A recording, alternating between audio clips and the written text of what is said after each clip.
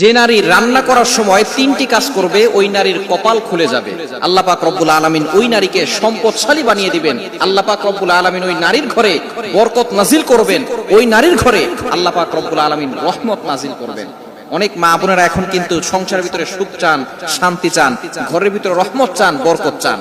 বিশেষ করে যে সমস্ত নারীরা সংসারে বরকত চান তারা কিন্তু অবশ্যই এই তিনটি কাজ করবেন। দেখবেন আপনার ঘরের ভিতরে শান্তি আসবে এবং আপনার রান্না সুস্বাদু হবে এবং আপনার রান্না যারা খাবে তারাই আপনার প্রশংসা করবে।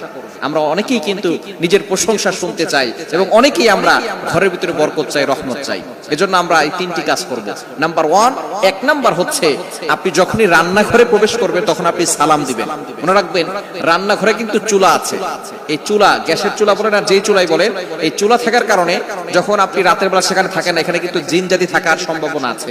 এজন্য যখনই আপনি রান্নাঘরে ঢুকবেন তখনই সর্বপ্রথম এক নাম্বার কাজ করবেন, সালাম দিবেন, আসসালামু আলাইকুম ওয়া রাহমাতুল্লাহ।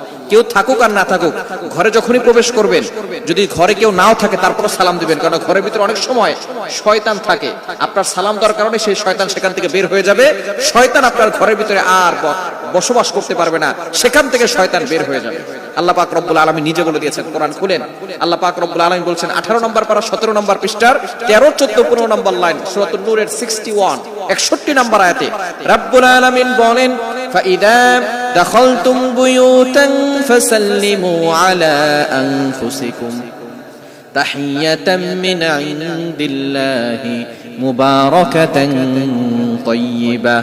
যেই ঘরে ঢোকার সময় কোনো ব্যক্তি যদি সালাম দেয়, আল্লাহ পাক রব্বুল আলামিন ওই ঘরের ভিতরে বরকত নাজিল করেন। আল্লাহ পাক রব্বুল আলামিন পবিত্র রিজিক সেখানে দান করেন। এজন্য এক নম্বরে নারীরা, মা বোনরা যারা রান্নাঘরে যাবেন সর্বপ্রথম সালাম দেওয়ার দরকার আছে না নাই?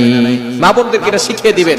আপনারা বাসায় গিয়ে মেসেজ পৌঁছে দিবেন, মা বোনরা যারা আছে এক নম্বরে তারা রান্নাঘরে ঢোকার সময় সালাম দিবে। নাম্বার 2, দ্বিতীয় নাম্বার হচ্ছে প্রতিটি কাজের শুরুতে বিসমিল্লাহ পড়বে।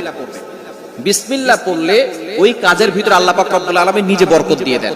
বিসমিল্লাহ বলে কোনো রান্না করলে ওই রান্নার ভিতরে আল্লাহ তাআলা স্বাদ বাড়িয়ে দেন, ওই রান্নার ভিতরে আল্লাহ তাআলা রহমত দেন, ওই রান্নার ভিতরে আল্লাহ তাআলা বরকত দান করেন। কিন্তু বর্তমান আমাদের সমাজের ম্যাক্সিমাম নারীরা রান্না করার সময় ডিজে গান শুনে, রান্না করার সময় হিন্দি গান শুনে, ইংলিশ গান শুনে, তারা ড্যান্স করে আর রান্না বান্না করে, যার কারণে ঘরের ভিতরে কোনো বরকত থাকে না। খবরদার, গান শুনবেন আর রান্না বান্না করবেন আর চিন্তা করবেন ঘরের ভিতরে বরকত নাই কেন।